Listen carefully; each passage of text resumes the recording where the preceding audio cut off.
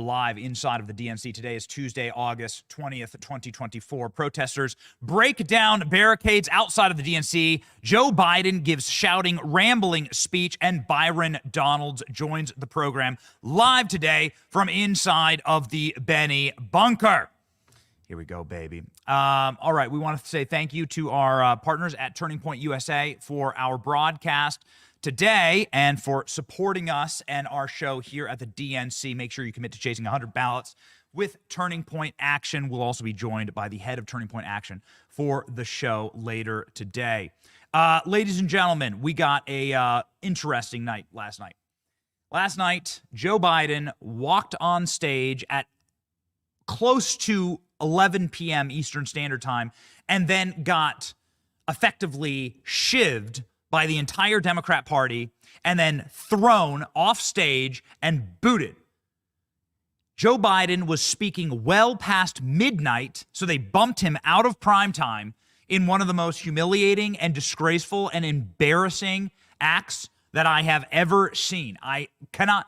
Don't feel bad for Joe Biden. He obviously chose this, but this is an absolute and total humiliation for Joe.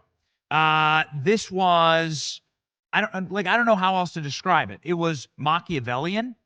It was truly humiliating. And it was something that I just can't believe anybody would ever knowingly want to be a Democrat again after seeing this. Seeing the way that they treated Joe Biden last night was true brutality. So again, they wheel him out well after he's sundown syndrome set, right? So Joe Biden should be asleep by now. It was 11:30 by the time Joe Biden takes the stage. And then Joe gives this very rambling, very creepy, very angry, screaming speech that can only be described as overly medicated, very much like the State of the Union. And then Biden gets just booted. Then he's gone. Then they send him off to California. Joe Biden's no longer here. So then they just kick him out of the DNC. Everybody there screaming, "We love you, Joe. We love you, Joe. We love you, Joe." And no, you don't. You kicked him out for political purposes because you knew how much he sucked at this. You kicked him out of office. So Joe Biden gives this pretty embarrassing speech last night. Let's jump to a couple of clips from it. Joe Biden said that Donald Trump isn't allowing women to be electric anymore. So this is maybe this is the problem that we had with our audio earlier today. Joe Biden, women are not electric. Go. The United States Supreme Court majority wrote the following, quote, "Women are not without electoral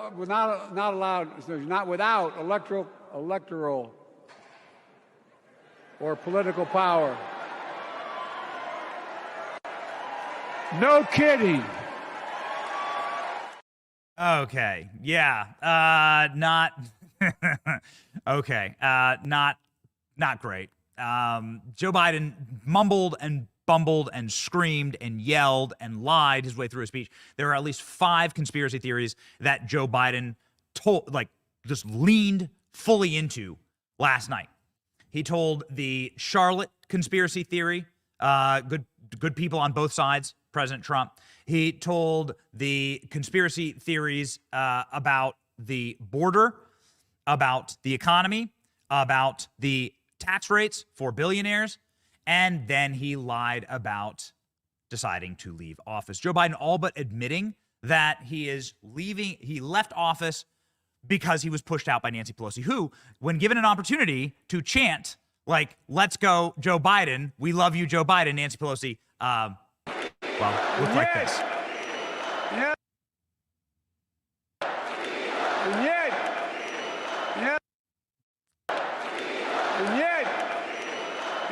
No, look, it's very happy. She's very happy. She's so proud of Joe Biden. Let's load up a few more Joe Biden clips from yesterday. Joe Biden being thrown out the window during during the DNC convention, it was completely disgraceful and really unbelievably humiliating. People from inside of the Biden camp complaining and arguing and yelling and griping about it this morning, saying it was completely disrespectful. It was actually quite hard to watch. Here's Chris Wallace, one of Joe Biden's best friends in Washington, D.C., explaining. But I think there is also an acknowledgement that doing everything to help her is very important for how people will think about Joe Biden in the future, considering he could have decided not to run for re-election months ago, put them in this position over the summer. Now we find ourselves here. You know, well, the word that everybody is using to describe tonight is bittersweet. It's just bitter. The fact of the matter, I'm not saying Joe Biden is bitter, but, you know, it's like you've been thrown out a window, and as you're falling, you go, gee, it's nice out here. No, he got thrown out of a window, and basically he was forced. You know, there's going to be a lot of talk tonight about how generous it was of him and selfless of him. He was basically forced out by Nancy Pelosi and Barack Obama and Chuck Schumer and Hakeem Jeffries.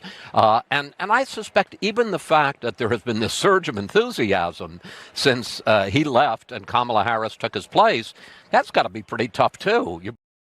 Joe Biden giving his own eulogy last night. It truly was. I mean, again, you have to step back and say, like, wait a second.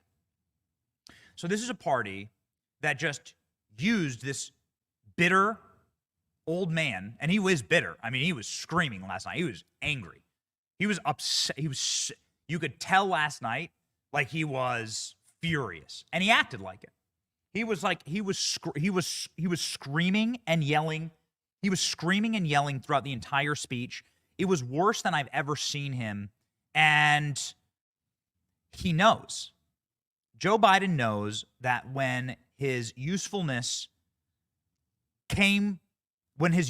was up, he was just thrown out like the trash. And just Joe Biden effectively gave the speech that he should have given. You know, the entire speech, you're like, is he about to announce that he's running for president? Joe Biden had the chance to do the single funniest thing ever. And no, he didn't. He gave like the speech he was going to give as though he was accepting the Democrat nomination, but instead it's standing in front of a stadium of people who've just backstabbed you, who've just thrown you out into the gutter, like thrown you into the trash compactor. Ladies and gentlemen, Nancy Pelosi, like, effectively bragging about doing this yesterday on TV, saying, "You know what? I did what I had to do. I did what I had to do." They threw Biden into the incinerator. Watch. You know what? Have you talked to him? Is my only question. What I have to do. Right. He made the decision for the country. My concern was not about the president, it was about his campaign. Yeah, I did what I had to do. Nancy Pelosi. Let's go back. This is everyone saying we love you, Joe. This is how Nancy Pelosi says it.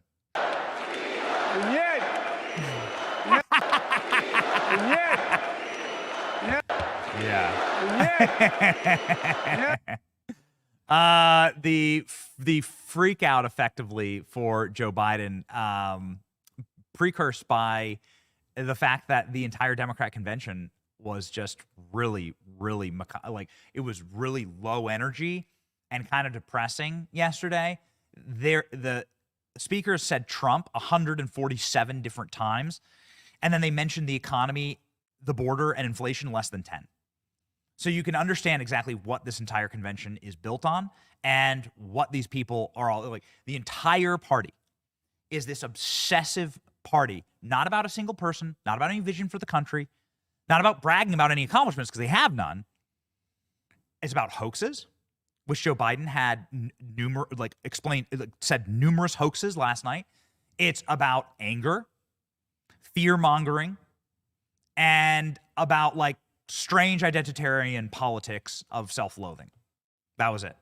Joe Biden giving his own eulogy, and everybody knows it. This is what we witnessed last night. Watch. Biden is known in his career as being one of the best eulogy givers at funerals, and now they're making him come and give his own career He has eulogy. files of every eulogy Yeah, he's ever and now they're making him give his own eulogy at this convention. I mean, you have to get one. It's best that you get to give your own. Yeah, I guess.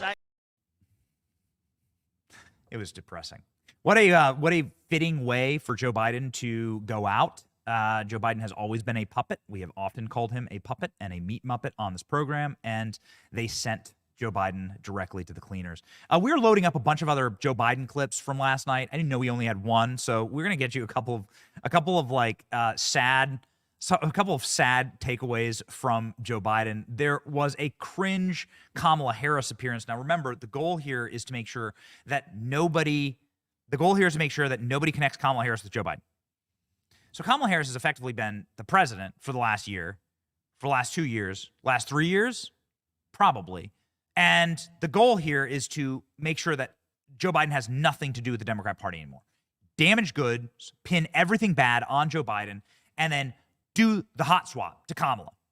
Kamala Harris took the stage last night, however, and engaged in criminal levels of cringe. This is we would call this an ear vasectomy. Here you go, ladies and gentlemen. Kamala Harris, surprise jump on stage, grabs the mic and does sort of like a theater in the round thing with a teleprompter speech that, again, not ready for prime time. Let's go. Good evening, everyone.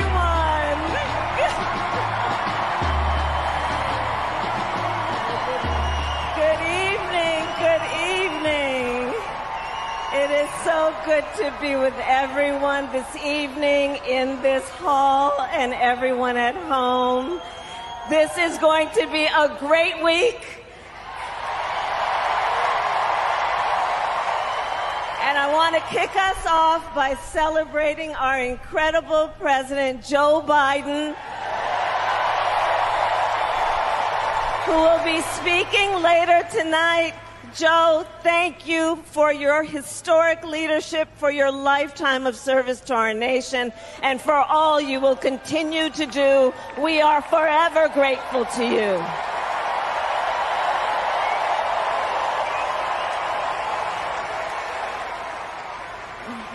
Thank you, Joe. And looking out at everyone tonight, I see the beauty of our great nation. People from every corner of our country and every walk of life are here, united by our shared vision for the future of our country. And this November, we will come together and declare with one voice, as one people, we are moving forward. With optimism, hope, and faith, so guided by our love of country, knowing we all have so much more in common than what separates us. Let us fight for the ideals we hold dear, and let us always remember, when we fight, we win. God bless you. God bless the United States of America. Good night, everyone.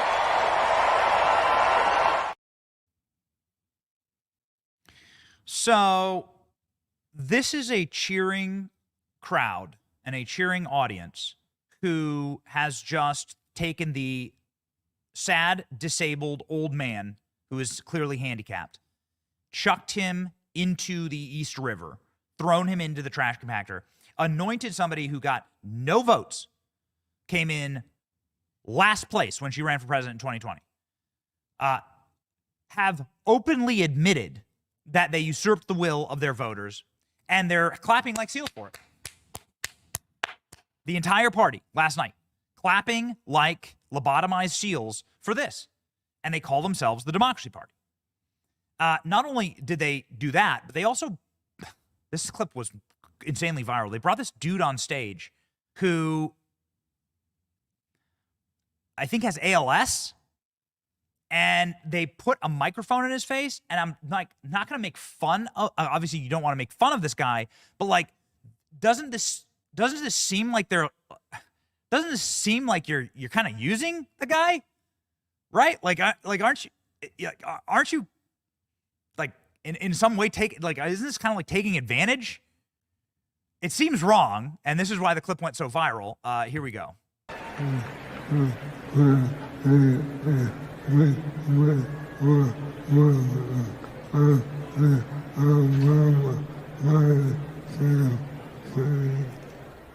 2008, we met while working on the Obama-Biden campaign.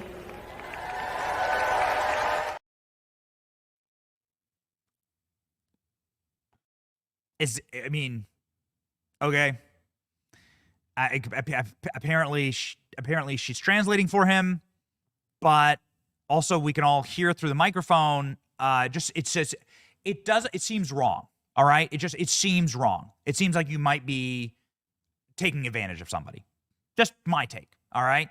But it seems wrong. And that's what everyone, that's why that clip went completely viral last night, because it's just it was a little weird, right? Like a little weird. But this is a party that also takes advantage of Joe Biden, and did take advantage of Joe Biden, and used his mental incapacities to gain and seize power, to keep power, and now to transfer power to somebody undemocratically. And this is what they were all cheering for. Now, to show you how scripted all of this is, and how much the cheering is actually lobotomized, I have this clip of AOC, where AOC, Alex, is this the one where AOC makes absolutely no sense? We're like, okay, well, let's load the one up with AOC. Let's load the one up with AOC. Actually, I put it up this morning with AOC. I'm like, which is it? Okay, well, here we go. This one or this one. Let's send it into the studio. AOC making no sense, using weird accents. Go. And I, for one, am tired of hearing about how a two-bit union buster thinks of himself as more of a patriot than the woman who fights every single day to lift working people out from under the boots of greed, trampling on our way of life. Time. What is that? What was that? What exactly is she saying? That is the clip that I wanted. What is she saying exactly? What is that? I don't understand. Like, what was it? Because it wasn't like an English sentence. It wasn't words in English. It was AOC just going like this and then going like that. And that's it. And then that's enough to get people clapping. And when the teleprompter stops working, we had some pretty embarrassing audio issues at the beginning of the show. So I'm not saying that we're above technical issues. And trust me, we have now sorted those issues out. We're not above our own technical issues. But at the DNC convention last night, it was pretty embarrassing. Jamie Ratskin, couldn't happen to a better guy, loses his teleprompter, just glitches out completely. Here we go. Someone should have told Donald Trump that the president's job under Article 2 of the Constitution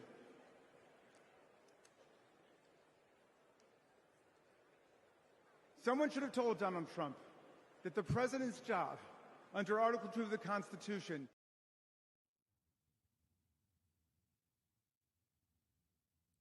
Come on, keep going.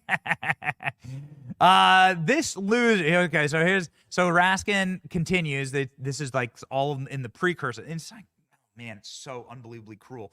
It is amazing. So we have all these clips leading up to Joe Biden. I wanted to talk about Joe Biden this morning, but there were so many speakers. So here's what they did, and I want to break this down. What they did was they brought on all these effectively they used Joe Biden as the bait for people to carry this convention. And they said, Joe Biden's going to have his little time in the sun. You're going to you're going to hear from Joe Biden. You're going to hear from Hillary Clinton. And they used Joe Biden as the bait, and they dangled him at the very end of this lineup. And then they stacked the lineup. It was unbelievable. We were live last night with Charlie Kirk. They stacked the lineup for 5 hours before Biden, making him sit and sweat and gripe in a green room. And they stack this lineup with all these people, with no names, effectively, to increase. They got Jasmine Crockett on here, right? This is the new thing. They're trying to make fetch happen. They try to bring they stack all of these no-name members of Congress before Biden to try and increase their rep. to try and increase the name ID, knowing that all the prime times are going to have to, all the networks are going to have to carry this. And it's so unbelievably disrespectful to Joe. So instead of giving Joe a primetime line, which primetime would be 7, 8, 9. We had a cable TV show. We know what primetime is. 7, 8, 9 p.m. That's primetime. Late night is after 9 p.m. Joe Biden didn't speak till nearly midnight. Nearly midnight. They shove his old ass onto stage. And then they send him away. They don't even let him stay. They kick him out of the DNC. He won't make another appearance. He's not allowed back in the DNC. All to make room for stuff like this. My name is Rich Logis. I live in Florida, and until 2 years ago, I was a full-fledged member of MAGA. I believed Trump. I was a MAGA pundit. I had my own podcast. I was in a state of panic, terrified that Democrats were destroying our country. When the pandemic hit, we needed leadership, but we were given almost nothing. It was a major betrayal to the country. So I finally stepped outside the MAGA echo chamber. I stopped listening to what Trump said and looked around with my own eyes. And I realized he had been lying about pretty much everything. Lying is Trump's toxic superpower. He's ripped apart families, communities, our whole country. So this is my message to all the Republicans and independents who are watching. People like me who voted for and believed in Trump. I made a grave mistake, but it's never too late to change your mind. You don't need to agree with everything you hear tonight to do what is right. We need to be able to trust our leaders. That's why I'm all in for Kamala Harris. Charlie was on the show last night talking about how there's like this unbelievable lack of testosterone and deep hormone imbalance, and that what you have is like this pretty depressing situation where you have mentally ill people who are on medications and who, you know, just live pretty miserable lives. We talked about it yesterday. It's like a party of self-loathing. And the party of self-loathing is like guys like that. I used to be a Donald Trump supporter. Did you really? Like, did you really? Who is this loser? Did you really, actually? And you get this dumpy guy who's there. Probably you can almost hear his wife in the background, and she's saying, and he's saying like, I'm so sorry for being a Trump supporter. It was a practice in humiliation. The entire night was a practice in humiliation. From the Biden speech on, you have Hillary Clinton who gets trotted out to go run to ramble and scream about, and this is amazing. She spent like a couple minutes of her speech talking about like how we need to protect children. Lady, your husband flew on the Lolita Express to Jeffrey Epstein's island, the world's foremost pederast, 27 times. This is what these people can get away with. This is what they can get away with. If Donald Trump was flying to Little St. James 27 times, could he even show his face ever again in society? No, of course not. He'd be the one person on Epstein's list we'd all know about. That's how you know, actually, that he never did that. Because it'd be the one person you'd actually get to know about. But Hillary Clinton has the bloody cheek to go out on stage and to talk about abused children. Given her track record, it's amazing that this woman, and her body count, it's amazing that this woman is allowed in public in the first place. But here she goes with a lock him up chant leading it last night. Donald Trump fell asleep at his own trial. And when he woke up, he made his own kind of history. The first person to run for president with 34 felony convictions.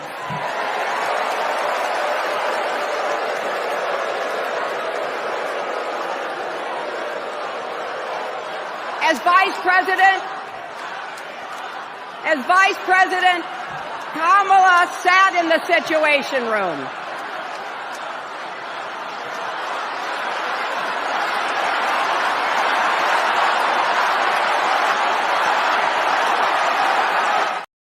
My favorite part of the DNC convention is actually the cut away to the crowds. Because you see like literal in-person Wojak memes. You see the actual memes. We're getting the memes. Get me the memes. Give me the actual Wojak meme. Because we're gonna do something special. Because we're here at the DNC. We're ripping content. We're going live. We're gonna do something special. We're gonna line up people that we see in the real life Wojak memes. If you don't know the Wojak memes, they look like this. You can line up the actual literal. This is how easy central casting is at the DNC. You can line up the people at the DNC, the delegates, with the Wojak memes, and they're perfect. They're perfect. Ooh. AOC used an accent. Ooh. It's perfect. They're all supposed to be so joyful. They're all supposed to be it's supposed to be all full of joy. Everyone's full of joy. Including, or mental illness. Including someone named Jasmine Crockett, who you'll know is one of our favorites on this program. She's this mentally ill and semi-disturbed congresswoman from the Dallas suburbs. And she's a Democrat congresswoman. And she says that when she met Kamala Harris, she started to cry. Now, I don't know why that would be. I'm not sure. I can tell you, I can tell you I'd cry if I had to listen to Kamala Harris's laugh in person. If I was in a closed space, let's say you were in a tight elevator and she laughed and your ears started to bleed, maybe you'd cry. Let's say that you were, next to her and she starts talking to you about coconuts or Venn diagrams. Maybe that would elicit tears. I'm not sure. Why do you think she cried? Here she goes. When I visited the Vice President's residence for the first time, as I approached Vice President Harris for our official photo, she turned to me and asked, "What's wrong?" Mind you, we'd never met, but she saw right through me. She saw the distress. I immediately began crying.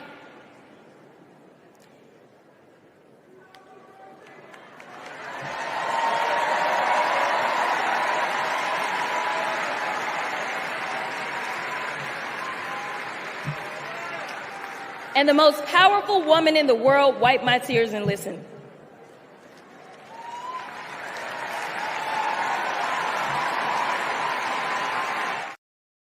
Okay, so what?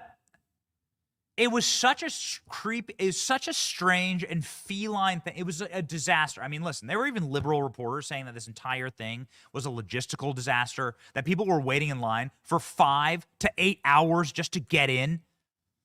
That the whole event was just trash. And we played you, the teleprompter's not working. But then there's moments like this that, like, they're real head scratchers. Like, why? So you just start sobbing, and then Kamala Harris is wiping your tears off. Why? Are these normal people? Are these normal, healthy reactions? I meet people that I like all the time. Byron Donalds is going to be on the show, right? Look, so Byron Donalds is going to come in here and be on the show. He's going to be on set. I like Byron. I think he's a pretty cool dude. He's a member of Congress. He's a pretty sweet guy. I'm not going to cry. And if I cried, first off, that would be a big problem. If I started weeping tears, if Byron Donalds is going to come in here and you sit right here. I start weeping tears because Byron Donalds is here. Then Byron, reaches into his pocket, pulls out a teeny tissue, and starts wiping my face. Would that be a normal human interaction? That's, insane, right?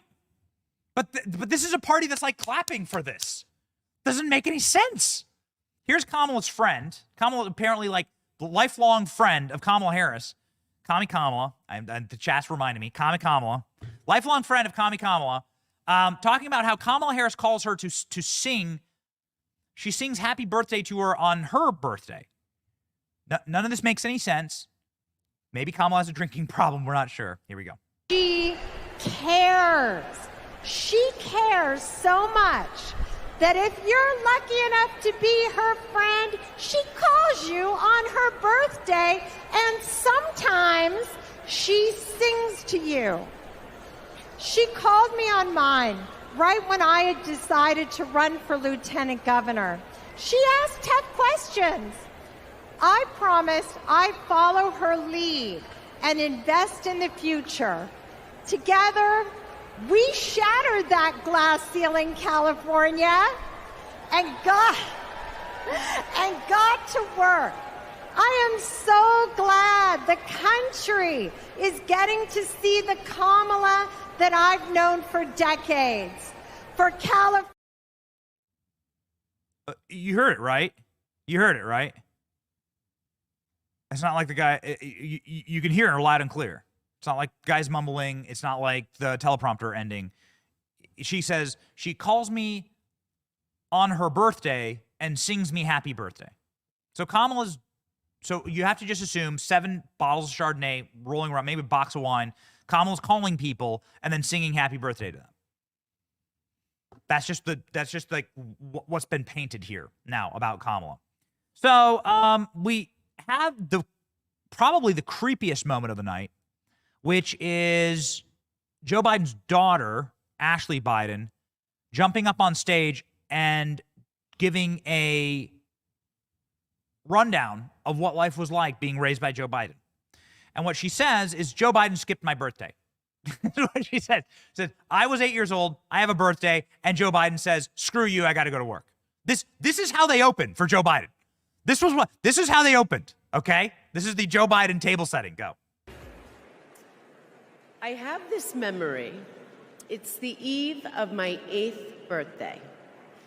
Dad is still in D.C., tending to urgent matters in the Senate. That night, as a surprise, Mom told me, Bo, and Hunter to get in the car. I remember pulling up to the Wilmington Amtrak station, riding up the escalator to the platform.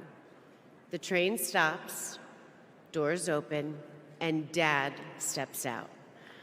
As soon as I saw him, I run down that platform and jump into his arms.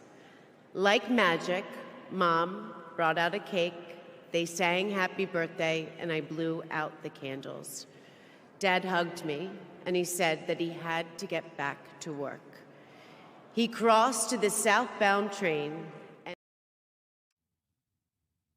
then he leaves. That's the end of the story. Then my dad leaves. It's my birthday, I'm a little girl, and then my dad leaves me.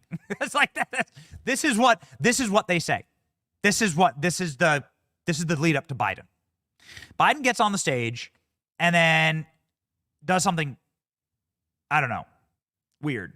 He like does this very lingering, creepy thing. You know, Biden does this like very slow creep when not exactly sure where he is, what's going on. He did this with his daughter on stage. It made us uncomfortable. And I think it's worth watching again. Everyone's like, what exactly the hell are you doing? Watch. Biden does this thing. He raises it, then he points, and they kiss. They kiss on the mouth. Kamala Harris wipes fake tears away, and yeah, this doesn't show the full embrace. There's like a 60-second. This clip is incorrect. There's like a 60-second awkward embrace where they like kiss on the mouth. It was very strange. Anyway, creepy family. Joe Biden off his meds, starts screaming immediately. So he's very much a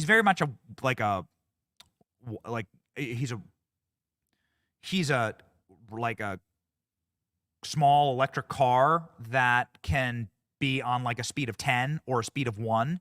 So Joe Biden's either like mumbling incoherently and can barely get his words out, or he's so hyped up and hopped up, and he screams like this, Minnesota! And this was him last night. This was Joe Biden just screaming for the sake of screaming. They're the ones we're going to bring back.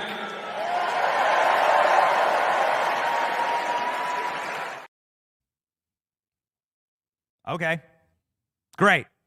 What about Joe Biden? Illegal immigrants. Joe Biden, we will strengthen illegal immigration.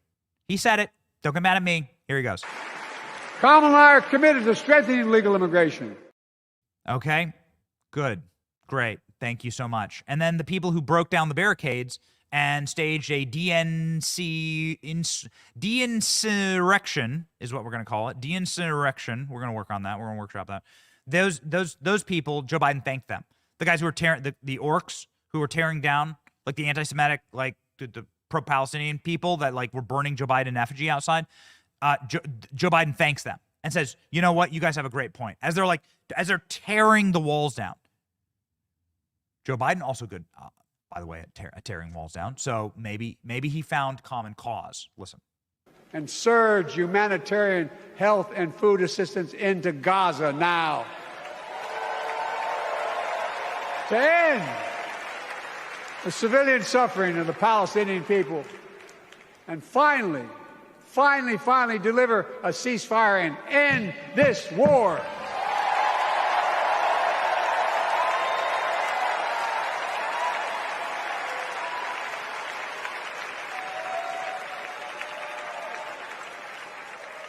Those protesters out in the street, they have a point. A lot of innocent people are being killed on both sides. They have a point. Those protesters, those guys out in the street, the guys who are fighting with the cops, the guys who are tearing the walls down, the guys who are trying to the guys who are like orcs at Helm's Deep that are trying to get in here and fight us and hurt you, they have a great point. The absolute and total brokenness of the DNC. So it was cringe from the get. There was just nonsense repeated, but there's one final thing there's one final thing that just has to be said, which is don't feel bad for Joe Biden. Joe Biden's getting everything he bargained for and more. Joe Biden made his bed. He sold all of his, anything he had left for power, and he did so on lies and hoaxes. And he continues to use this platform to push one of the most venomous and debunked hoaxes, and he pushed 5 demonstrably last night. The suckers hoax about Trump at the military cemetery, hoaxes about tax rates, hoaxes about the border, that there's lower crime. All of these things are hoaxes. They're easily unprovable. They're easily proven false. Where's the corporate press? Where are all the fact checkers? Donald Trump gave a off the cup press conference the other day at Bedminster, and there were 20 different press agencies fact checking Trump. Where the hell are they last night? Here we go. The very fine people hoax. This is the one that is so sick. Because even Snopes, and we have the article, Snopes, left-wing funded, says this is a hoax. And Joe Biden continues to push it for one reason, to stir up racial hatred, animus, to be able to talk about the KKK, to be able to talk about Nazis. He continues to say that Donald Trump called neo-Nazis very fine people when we know that it is all a lie. It's provable. Snopes calls it a lie. And Joe Biden takes his opportunity last night, thankfully virtually nobody saw it because it was after midnight, to push once more and to, on his last swan song, stir up racial division and hatred in the country. It's truly despicable. Do not feel a scintilla of sadness for Joe Biden on this. Watch. The president was asked what he thought had happened. Donald Trump said, and I quote, "There are very fine people on both sides. My God." That's what he said. That is what he said and what he meant. It's like a movement entirely built on lies. It's remarkable. No, Donald Trump did not call neo-Nazis and white supremacists very fine people. Snopes.com. There it is. So it was completely a mess. It was a bit of it was like, there's no other way to describe it other than like a messy, embittered, kind of dark disaster without any unifying message or way forward, without any unity at all, because the orcs are at the ramparts, right? They're tearing down the wall. Do we have B-roll of that? Pop it up. They're like tearing down the walls yesterday to get in. These are Democrats protesting other Democrats. You can see it right here. There you go. Democrats protesting other Democrats. You might say this seems strange because we just saw the RNC convention. And the RNC convention, we had nothing but like peace and unity and uplifting and optimistic visions for the future presented by the speakers and by the candidate and by the full slate at the RNC. And you'd be correct. Joining the program right now to talk about the differences is the RNC chairman, Michael Watley. Welcome to the Benny Bunker.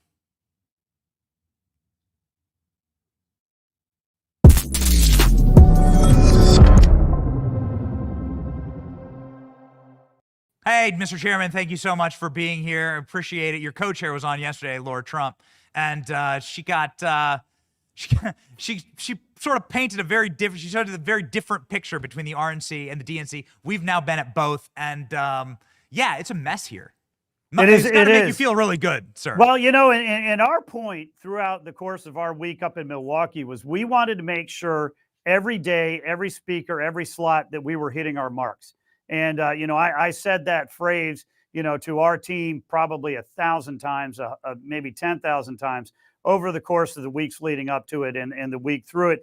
If we hit our marks, we will have a production that is going to be worthy of the Republican Party and Donald Trump. And we did, right? And you think about, you know, the everyday Americans, the real Americans that were up there to tell their story, how powerful that was in having that in prime time. And yes, we had senators and we had congressmen and we had candidates, you know, but it really came down to, you know, the Trump family. It came down to J.D. Vance and his wife, came down to, you know, President Trump meeting the moment it hit stage. But from a technical and operations standpoint, man, we hit our mark all the way through the week. The city of Milwaukee did a great job as the host committee. And you compare that to what we saw yesterday. My God, what a great start they had. You know, I mean, between the riots, between, you know, them running so far behind, you know, the fact that they pushed the president, you know, the sitting president of the United States. And granted, they've pushed him off the ballot. Now they pushed him past midnight.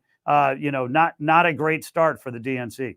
So you can confirm that if you have a speaker speaking after midnight, like virtually no one's watching. And they did this intentionally, do you believe, to Joe Biden? Look, I don't know if it was intentional or just a lack of preparation on their part for all of the different speeches that they had going on with it. But either way, not a great look for the DNC. So we saw some teleprompter malfunctions. We saw some, you know, very cringe elements on stage. We've played some of the clips. Some of them is, like, quite frankly, very hard to listen to. Some of them is purely nonsensical, not really speaking English like AOC, and didn't make any sense to us. But the overall message was this, sir, as far as we can tell. Donald Trump's name was used 147 times, and then they said the words economy, inflation, and jobs less than 10 times. So it seems pretty clear what the message is. Yeah, look, you know, when you think about it, what you're going to hear out of 4 nights in a row in Chicago is nothing that addresses the concerns of the average American family. Right now, the average American family, they are worried about jobs. They're worried about the economy. They're worried about inflation. They're worried about their safety.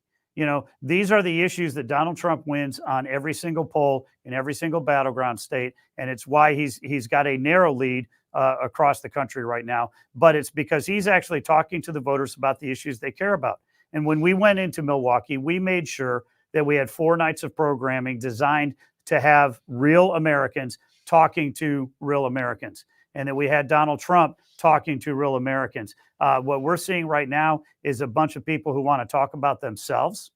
They want to talk about the issues that they care about, and they are putting nothing on the table in terms of solutions for what they're going to do to secure our southern border, what they're going to do to try and solve the inflation that Kamala Harris triggered with her votes, or what they're going to do to try and get us out of the weakness on the international stage, the fact that their weakness is really, truly inviting World War III right now. So, you know, they're not going to address any issues that the voters care about. So it's just basically a 4-day TV show.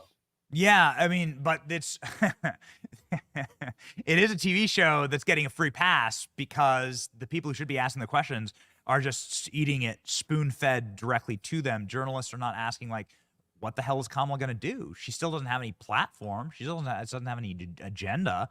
And that's got to be pretty infuriating for a man in your position because, I mean, everyone has an opinion on Donald Trump. And I think that that's maybe a good thing because Trump's ubiquitous and he's defined who he is. When you ask a Trump supporter what they like about Trump, they'll be able to tell you. When you ask Kamala Harris supporters, do we have this clip? When you ask Kamala Harris supporters, like we did, like at the DNC convention, why do you like Kamala Harris? Sir, they have no answer, Mr. Chairman. They don't have any answer. No, and she is fundamentally an unserious candidate. She has not got the ability to tell the American voters what her positions are on these issues. She has 2 options right now. She can double down on every one of the policies that she has held that she has championed, that she has run over the course of her political tenure, including the last 4 years, the fact that she loves inflationary spending, the fact that she wants gun confiscation, she wants she wants universal health care, everything that she has fought for over the course of her tenure, she's now got the choice. Either she's going to double down on that and the American voters hate it, or she's going to run away from it. It appears right now that she wants to be able to run away from it. I don't think you can, and then what we need the media to ask is a pretty simple question. All right, if all of a sudden you now want a strong southern border, you want to fight inflation, you don't want to take away guns, you don't want to take away fracking, are you saying that you've been wrong for your entire career and that you and Joe Biden have been wrong on every single one of these issues that matters to the American people? Or are you just flip-flopping because there's an election coming up? What would you, first off, do you find that the swap, everyone's now admitted it, right? You see these creepy images of Nancy Pelosi and these interviews with Nancy Pelosi saying, yeah, I did what I had to do. They swapped out Joe Biden for political reasons. Is that legal even? Right? Like nobody voted for Kamala Harris. So from a party perspective, is that legal? And then two, what does that say about the Democrat Party that everyone's down with that? Like everyone's okay with it?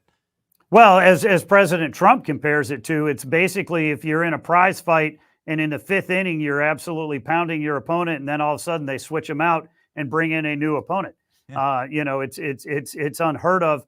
We've never seen it done quite like this. And I don't know if it's necessarily going to fly, but I can tell you this, the more the American voters understand about Kamala Harris, the less they're going to like her. Because they don't like her positions on the border, on inflationary spending, on promoting a weak America all across the world. Those are the key issues that every voter cares about. It really is jobs in the economy, security, and safety. And she is getting polled on every one of those issues. So when people see that that's who she is, they're not going to like it. So the strategy going forward, everyone's going to, everyone obviously is going to say, hold up, like there's illegal criminal aliens that are getting registered to vote through the Social Security Administration or through the DMV. How are you going to prevent that? How are you going to secure the election? You're like the only RNC chairman in history who has actually given a damn about voter integrity, and it shows, which is pretty awesome. We've seen some W's actually over the last couple of days, cleaning up voter rolls, paper ballots in Virginia. Can you talk us through what the strategy is here for a clean election in November? Yeah, so two things when it comes to election integrity. Number one is having the right rules of the road in place before the voting starts. These are things like making sure that only American citizens can vote, that the states are going to clean up their voter rolls, that you have to have an ID when you vote. And if there's going to be mail-in balloting, we want basic protections in place. Things like having a signature requirement, a witness requirement. We want them in mailboxes, not drop boxes, and we want them in before Election Day. If you get these rules of the road in place before voting starts, you've got a big leg up. The second thing that we need to do is be in the room. And that's why we're recruiting and training hundreds of thousands of volunteers all across the country. At last count, I think we're about 165,000 volunteers who have signed up, gone through our training, and are being ready to deploy to be in the room, as well as thousands of attorneys across the room. We're going to be there whenever a vote is cast and a vote is going to be counted. And on the legal front, we filed 100 lawsuits across the country, 27 different states. We've sued the Biden administration, and we're working very hard right now to make sure that everybody is on notice. It's going to be easy to vote and hard to cheat. Yeah, good. It's like kind of amazing. You watch Glenn Youngkin be like, no, actually, executive order, paper ballots. It's like, you can do that? We have the power to actually do that, to secure a life. Is that easy?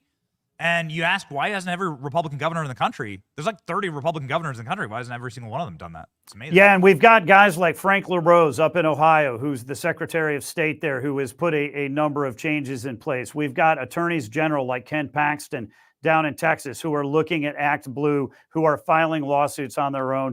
And there's really now a national conversation on election integrity that is so critical. It did not exist in 2020. And we cannot have what happened in 2020 happen again. All right. Well, thank you, Mr. Chairman. We deeply appreciate your work on this. Your co-chair, again, was on yesterday sort of detailing this. And, got to be honest with you, just you taking election integrity seriously means a lot to our audience. And Godspeed. It's got to make you feel really good watching the DNC dumpster fire here. I got to tell you, we do love the fact that Milwaukee went as well as it possibly could have gone. And again, that we hit our marks across the board. And President Trump met the moment. And I think that really was very, very important. From the first moment that he walked into that arena on Monday, when he wasn't even supposed to be there yet, and he knew that it was a miracle that he was showing up all the way through his speech on Thursday. Again, we hit our marks, and I don't see that happening in Chicago. We don't normally do this, but I want you to say hello to our guest here. Byron Donalds just came in and sat down. I know y'all are friends. I'm really glad to see you on there. Really glad to see you doing great work up in Chicago. Keep fighting the fight, and we love having you on the team. Yes, sir. It's going to be a good one. All right. Thank you, Mr. Chairman.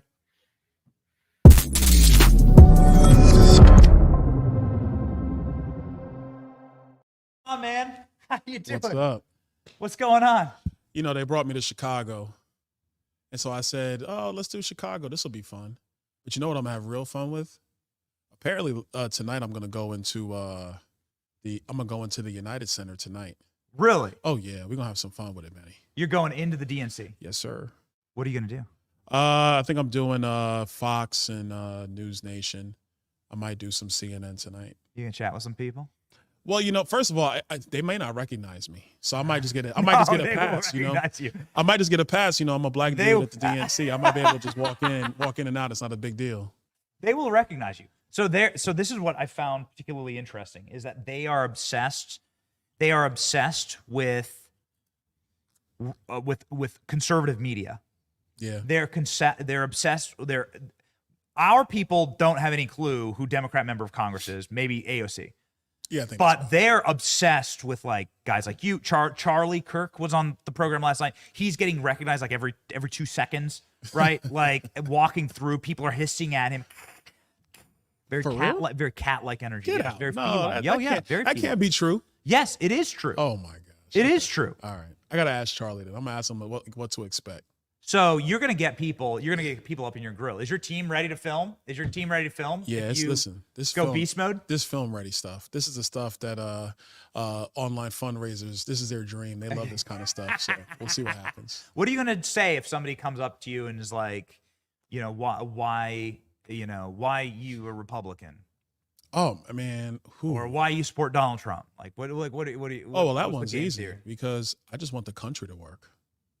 I want the country to function. I want to actually follow the law. I don't want to have the potential of World War III. I want an economy that makes sense. I don't get into the fuzzy, lovey-dovey stuff. I'm about results. I'm results oriented. That's who I've always been. And so, that's why I support him. I mean, how I became a Republican, I just always felt that Democrat policy didn't make any sense. And then, I'm a finance guy. I'm an economics guy, really. And so their public policy never made sense to me. Their economic policy never really made sense to me. And then when you actually have observed it, you watch out some of the initial Obama stuff and what that's done, to the financial industry, it's not been good. I was listening to one of those online podcasts because now everybody has one. You're like a forerunner, man. You're a pioneer, Benny. Everybody's got one now. People are closing their podcast down. Actually, they're they can't compete. Too many. There's too many. But so you have a situation where this one guy was talking about Black Wall Street and how Black Wall Street in Tulsa was destroyed by white supremacists in the Klan back in that time during the 20s, during the Jim Crow era. Very, very devastating thing to the Black community, right? Under Democrat policy today, I'm not sure you could build a Black Wall Street. What do I mean by that? One of Barack Obama's signature legislation was Dodd-Frank, the financial reform bill that held the banks accountable. Well, the result is the big banks have gotten massively bigger. Starting a small bank is almost impossible now. Unless you just have, $30, $45 million or somebody wanting to invest in starting a new bank. The regulatory burdens are massively high. It's hard to break into the market now with all of the rules put on by the federal government. So when I say the Democrat policy doesn't work, I mean it because I've seen it. Yeah. So last night we saw Joe Biden say the very fine people hoax. Yeah. Again. Yeah. Say Donald Trump calls white supremacists, KKK, Nazis, very fine people. Yeah. Why they keep peddling that? There's no other explanation other than they're trying to stoke racial hatred and animus. No, that's all it is. Debunked hoax. No, that's all it is. They're trying to continue with this trope that Donald Trump is a racist, he's orange Hitler, all this all this craziness. That's what they're trying to do, because if people just generally like all the candidates and then they compare policy, like Donald Trump wins 60-40. Like this thing ain't even a race. It's not close. So you have to use the emotions of the stains of our history as a country in order to make the race even. That's why he continues to do that kind of stuff and lie. Because if you go and watch that press conference, actually, you know what's interesting about that press conference, where this comes from? He was talking, I think it was about infrastructure. He was talking about infrastructure, and then what happened in Charlottesville had happened. And so for 17 minutes, he's talking to the press. You know, Kamala Harris doesn't talk to the press. Joe Biden, I think, is given 4 press conferences in 4 years? Maybe 5? Donald Trump was doing them like every third day was a press conference. Yeah. So he's talking to the press for 17 minutes, and they're like, well, will you denounce these neo-Nazi groups, these white supremacy groups? And he said it like 15 times. Of course I denounce them. Yes, I denounce them. That was wrong. That violence can't be tolerated.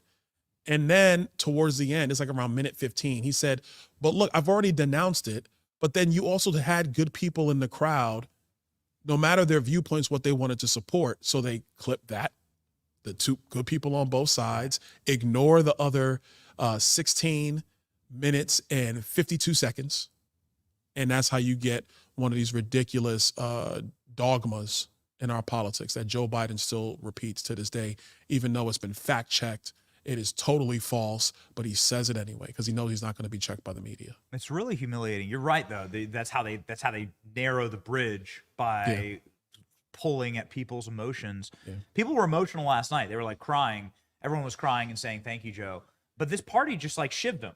They just like threw him out with the trash. And so that doesn't make any sense to me. You know Nancy Pelosi, you work in the same chamber as her. Yeah. Like, doesn't make any sense to me. They're like saying, thank you, Joe, while he's not even allowed to stay at the DNC. They've kicked him out. They've sent him to California. He's not even here. Didn't even spend the night. So they kick him out, and then everyone's clapping like seals, being like, we love you. No, you don't, man. I mean, like, this is a hostile environment, right? This is really humiliating. Were people tired, or were they just like, was it like they're just so, or people were like crying really, or were they just tired? And you get water coming out, your eyes get watery when you're super tired because you're yawning because it was so late. Look, it's messed up what they did to Joe Biden, but the party, they believe in power. They don't believe in democracy. They don't believe in separation of powers. They don't believe in the rule of law. If they did, the border would be secured. If they did, they wouldn't have done that stupid student loan bailout, which is a violation of federal law. We've never given the executive that power. Never. Congress has never done that, but he just did it. So like, this is what I'm saying. They care about power. And when they thought, it wasn't just about him losing. When they thought they were going to lose a massive amount of House and Senate seats, that's when they were like, okay, pull the plug. Nancy, you the toughest among us. Go ahead, go in there and get them. She is the toughest among them, though. Yeah. Oh, that lady's tough. We keep playing the clip of her, like, you can see, we can play it here. Like, you can see the ice in her veins. Look at it, like, we love Joe. She's supposed to be saying, we love Joe. What? Like, you don't have to be a body language expert to see exactly what's happening. You remember those bad lip reading dudes from the beginning of last Congress? We need them now for this. Bad lip reading, get back into effect. We need you at the DNC. We need that kind of stuff, man. I don't know if she's looking for ice cream or some water, or that she loves Joe. I don't know what she's doing. Yeah, she knows what she did. She said, I had to do what I had to do. That's what she said yesterday. Yeah. Had to do what I had to do. You want to tell you a quick story? Please. So it was like, I think it was the second week of them like dying politically. Yeah. They were a mess. After the debate? After the debate. It's like the second week we're back in D.C. And on the floor, I stand in the back so I can kind of see everybody. And in the back of the chamber, like Nancy's walking around doing Nancy things in the back of the chamber, she's sitting next to Raskin. And Raskin's doing one of those lean overs like this. Like, you know, when somebody's talking to you and nobody here, he's leaning in like this, and she's leaning in and she's just talking. And when I watched this, I was like, oh, okay, here's the real game. This is the real thing that's happening right now. Basically, 2 weeks later, right after our convention, you know, Joe Biden was gone. Do you think they set him up with that debate? Do you think that was the goal? No, because everyone's like, why is such an early debate? It was a setup. No, I think he set himself up with the debate. I think that was his ego. Like, I think he legit was like, these polls, it looks like I'm slipping, but I could deal with Donald Trump. I know what I'm going to do. And then he decided to do it. Because you can't make a candidate debate. There's no diabolical shadow game where they slip the debate in front of him and he signed. It doesn't work that way. Because, like, even if he's lucid the next day, he's going to be like, I didn't mean to sign that. We ain't debating him. So, like, I think it was him. Him and his ego and his team were like, all we got to do to reset the race is have a good debate. And then he blew himself up, and that was it. So is Megan Thee Stallion twerking going to get it for Kamala? Nah, it's not going to work. It's not going to work. That's the biggest event. The only question is, how much does she get paid? Because, you know, the word on the street is everybody's getting paid over there. Yeah. You know, if they were talking about 6 figures, you know, Benny, then, you know, I might have to send you over there to get a quick $100K out of them. But we would totally, we would love to have Kamala on the show. Kamala, we'll do it for free. You are welcome. We're in Chicago, baby. You could come on the stream any single time. Nah, I don't think it's going to work. I really don't think it's going to work. Yeah. Tim Walz was excited about that, but that's because he thought there was an actual stallion on stage. So when it all shakes out, we're seeing still strong numbers for Trump. Yeah, so polling actually looks good. I look at Real Politics, their average. That's what I watch. Yeah. Real Clear Politics, excuse me. And I look at their average all the time. And so in the battleground states, you know, President Trump's up like 0.2 or 0.3 in the battlegrounds. But you got to understand, this is after a month of one of the greatest PR campaigns for a summer blockbuster we've ever seen. Yes. Like, this thing is like Camelot, like this movie that they're promoting, starring Kamala Harris as Cleopatra and Margaret Thatcher rolled into one. It's getting rave reviews, Benny. Everybody says it's the greatest thing of the summer. And then people are going to watch the movie and they're going to be like, this thing sucks. Yeah. And that's what we're witnessing. So in spite of all that, he's still leading in the battleground states. So I think we're in good shape. We just got to be focused, be locked in, talk about her record, talk about our vision. I think it's going to work out. How are you going to separate? You're the politician here, right? You're a successful politician. You win your race by 1 billion votes. How are you going to separate, like, I will solve all of this on day one? How are you going to separate? That's the thing I can't get over. So Joe Biden last night talking about how great everything's going. Yeah. Kamala gets on the campaign trails, talks about how much everything sucks in America right now and how she's going to fix it on day one. How are you going to convince the people that you haven't been president for the last 4 years? Because everyone's seen Joe Biden. But see, that's the thing. She's not. And so, like, real people are sitting back and they're like, but wait a minute, sis. I mean, that's how we talk. Like, wait a minute, sis. You're there right now. Yeah, like, if you were going to fix prices, why are you waiting until January? You could do that right now. That saves me 6 months of heartache trying to figure out how to put food on the table. If you're going to secure the border, you could do that right now. They're probably sitting there thinking, like, what we think. Like, Joe Biden's not even there anyway. Like, just walk in the Oval and be like, hey, Mayorkas, do this. We're changing it right now. Like, all this could occur now. It's not, because she doesn't want to do it. She's play acting. She's, what is it, LARPing? Is that what it is? Yeah, she's live action role playing as a moderate. She's LARPing as a moderate. He's got right the now. language, baby. I got it. Yeah, he's I got it. Smoking, baby. I got it. She's LARPing as a moderate. So somebody was LARPing last night as, like, I don't know, MLK. AOC was doing her best, like, MLK impression. You work with AOC. I've seen photos of you with her. Like, you've talked with her. We've never spoken with AOC. But she had a clip last night that maybe you could interpret for us. I want to play it just really quick. It's not a long clip, like 20 seconds. Can you interpret, like, what she's saying? Because everyone clapped like a lobotomized seal, but we still don't know what's going on with what she's saying. Maybe can you speak AOC for us? Okay, go. And I, for one, am tired of hearing about how a 2-bit union buster thinks of himself as more of a patriot than the woman who fights every single day to lift working people out from under the boots of greed, trampling on our way of life.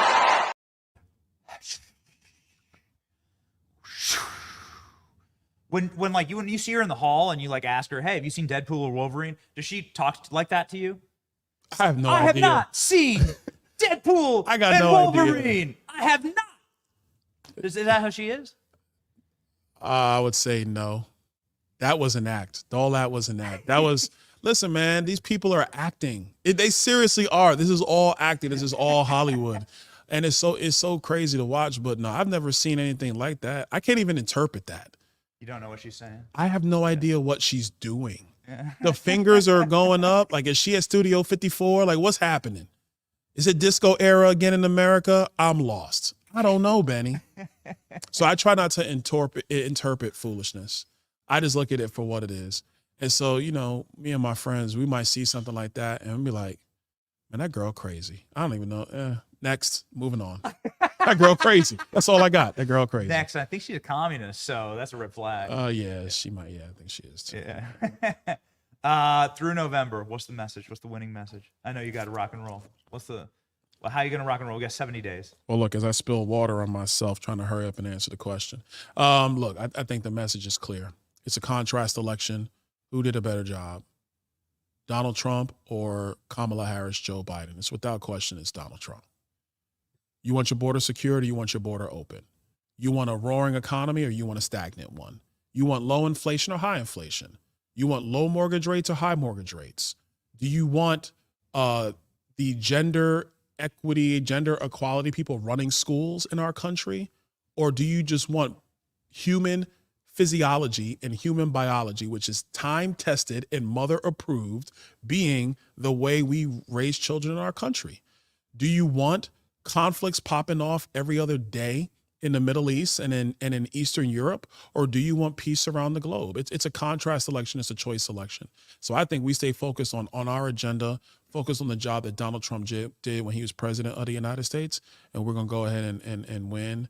We'll go ahead and beat Cleopatra, send her to MSNBC to be a contributor, and then we'll be all right. You sound very unburdened by what has been. Listen, I know what can be. You sound like I know what can be. You sound like you did not fall out of a coconut tree. All I know, man, is I just want to unburden Kamala Harris. That's right. I just want to unburden her. I would watch the AOC Kamala Harris, I will not watch show. that. Yeah. You know what that is? Great for content. No, you know what that is? That's one of those shows they put on E that lasts a half a season. They ordered 20 episodes. They can only get through 9, and they're like, yeah, this ain't working. Cancel. They could have been on Acolyte season 2, but they canceled that one too. Wow. Yeah. That's pretty good. Yeah, all right. Congressman, thank Danny. you. All right. Brother. Take it easy. All right. Stay strong out there. Thank you. Okay, ladies and gentlemen, Byron Donalds. We are rocking and rolling in the studio with Tyler Boyer from Turning Point Action. What's up, dude? What's up, Benny? I'm sorry for the rowdiness this morning. Oh, it's been great. It's been wild. It's been great. You're not your boss, but you're an RNC committeeman, and so the RNC chairman was on here and was like, "Man, I'm like that guy sounds like Tyler. Like Tyler's had such an effect on the RNC. You're such a dark lord." We've made some major changes, and Byron's got this primary day in Florida today, and he's over here fighting it out in Chicago. It's pretty impressive. Win by a billion votes. Yeah, that's right. Or win by a billion votes. But we've got our work cut out for us, Benny. Okay, so we've been asking Laura Trump yesterday, Michael Watley today. Yep. Election integrity. You are like the king. You're the king of chasing ballots. Tyler Boyer was talking about chasing ballots like years ago to me, and I was like, that sounds a little like progressive or lib. And now that's what everyone says it. Yeah, Tyler he's like the mind virus that has infected the entire party. There's two sides to every election. It's what Michael was talking about earlier, which is defense, which is election integrity, and then you have the offensive side of the ball, which is you have to chase ballots. And so, like what we were talking about, message is really important. We're winning on message. Like you can do that, but it comes down to thousands of votes in like 5 states. Yes. At this point, yes. And you can lose any of those states if the left chases more people. Was it 40,000? That was the difference in the 2020 election? About 45,000 votes, yep, Yeah. in the 3 key target states. And I mean, you're looking at right now, things are looking great in Nevada, but you had 3 primaries happen in the last few weeks. You have Wisconsin, Michigan, and Arizona. So Arizona, we came out about 20% more votes got delivered than the Democrats. That's great. In Michigan, it was almost the flip side. The Democrats turned out more people. And then in Wisconsin, they have 2 primaries, and it didn't turn out as perfectly as you'd want, but it's a very competitive state. I think that's what's going to be the layout. So if you have, it's going to be win or lose for Republicans or Democrats in Pennsylvania. If we win Pennsylvania, it's almost like game over, right? But if we don't win Pennsylvania, it's going to come down to those 3 states. Everyone's going to be looking at those as the night goes on, because Michigan's going to take a month to count. So can you talk me through this like you would like a golden retriever? Okay, so so you say that Michigan, they turned out more people in Michigan. Yep. But I'm seeing all these stories about how it's virtually impossible to find election fraud in Michigan based on new laws that were signed. So how do we even know that that's real? That's right. So Michigan is the way I kind of just explain it to people is Michigan is for the Democrats is what Arizona is for the Republicans. If the Democrats lose Michigan, their game's over. It's like it's game over. That's why they've manipulated the election laws so badly there, is because they have to win Michigan. So they've maximized every bit that they possibly can. And I would argue in Arizona, conservatives are throwing everything in the kitchen sink at the left. Yeah. And so then it comes down to, again, you win or lose Pennsylvania and what happens in Wisconsin. And that everybody, that's the entire game, because every other state's going to be red and blue. And then you have like maybe you pull off an upset in Virginia or New Hampshire if you're Trump, but you can't count on that. So it comes down to those states. Can it be attributed to conservatives leaving Michigan? Can it be attributed to like, yeah, we went to Florida? I mean, does that make sense from a demographic perspective? Yeah, Michigan, has been abandoned. You see all these neighborhoods that were once just sprawling and beautiful that are now gone. They've just run them completely over. But yeah, Michigan's losing people. They lost electoral votes. And so you have other states like the Sun Belt that's gaining votes. So Arizona, you have Nevada, you have Georgia, you have all those southern states. So it changes the map completely. So you look at this right now, and that favors conservatives as long as conservatives show up and they do their job, which is why we talk about chasing ballots, which most people don't realize what chasing ballots means. There are so many people in America. Think about one of your neighbors that just doesn't care about anything, right? They just want to go to work. They want to do their thing, but they don't care about anything political. They have no interest, right? Most of America, actually.